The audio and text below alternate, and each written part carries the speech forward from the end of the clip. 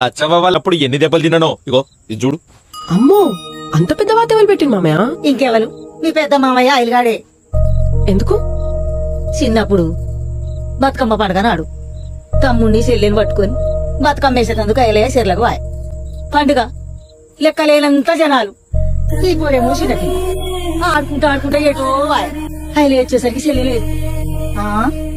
చెల్లేదురా అంటే నాకెవరకా అని ఈడని కళ్ళ ముందు చెల్లె కనబడం అయ్యేసరికి చెల్లె చెల్లె అనుకుంటూ బుచ్చుకుంటుకుంటూ ఊరంతా నల్లబట్టే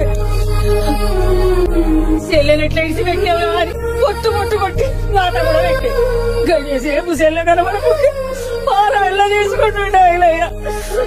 ఎంత దగ్గర ఇంత దూరం చేసే పాప